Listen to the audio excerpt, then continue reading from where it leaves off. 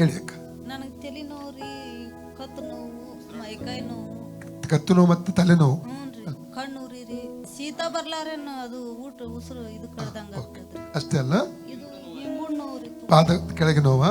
Okay. ಎಷ್ಟು ಸಮಯದಿಂದ 6 ವರ್ಷ ಆಯ್ತ್ರಿ. ಪ್ರಾರ್ಥನೆ ಮಾಡ್ತೇವೆ. ತಂದೆ ದೇವರೇ, ಯೇಸುವಿನ ನಾಮದಲ್ಲಿ ಪವಿತ್ರಾತ್ಮನ ಸಹಾಯದಿಂದ ಕರ್ತನ ಪಾದಕ್ಕೆ ಬಂದಿದ್ದೇನೆ. ನೀಲಮೆಮ್ಮ ಸಹೋದರಿಗಾಗಿ ಪ್ರಾರ್ಥಿಸ್ತಾ ಇದ್ದೇನೆ. ತಲೆಯಲ್ಲಿರುವ ವೇದನೆಗಳು ಬಿಟ್ಟು ಹೋಗಲಿ, ಎಲ್ಲ ತಲೆ ಕತ್ತಿನಿಂದಿರುವ ನೋವುಗಳೆಲ್ಲ ಬಿಟ್ಟು ಹೋಗಲಿ. ರೈಟ್ ನಾವು ಪಾದದ ಆಂಕಲ್ ಕೆಳಗಿರುವ ನೋವುಗಳು ಬಿಟ್ಟು ಹೋಗಲಿ. ಬ್ರೀತಿಂಗ್ ಪ್ರಾಬ್ಲಮ್ ಎಲ್ಲ ಬಿಟ್ಟು ಹೋಗಲಿ. ಇರಕ್ಕೂಡದು, ತಿರುಗಿ ಬರಕ್ಕೂಡದು, ತಲೆಬೇದೆಲ್ಲ ಬಿಟ್ಟು ಹೋಗ್ಬೇಕು. Out in Jesus. ಫ್ರೀ ಆಗಲಿ. ಅದರ ಹಿಂದೆ ಕ್ರಿಯೆ ಮಾಡ್ತಿರೋ ದುರಾತ್ಮವನ್ನು ಇವರ ಶರೀರದಿಂದ ಡಿಸ್ಕನೆಕ್ಟ್ ಮಾಡ್ತೇನೆ ಸುನಾಮದಲ್ಲಿ.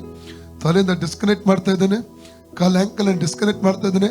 ದೇವಕ್ಕೆ ಸೌಖ್ಯ ಶರೀರ ರಿಲೀಸ್ ಮಾಡ್ತಾ ಇದ್ದೇನೆ. Free in the name of Jesus. ಈ ಸಹೋದರಿ ಫ್ರೀ ಆಗಲಿ, ಈ ಸಹೋದರಿ ಫ್ರೀ ಆಗಲಿ. ಯೇಸು ನಾಮ ರೋಕತ್ ಹೊರಗೆ ಬಾ. ಔಟ್.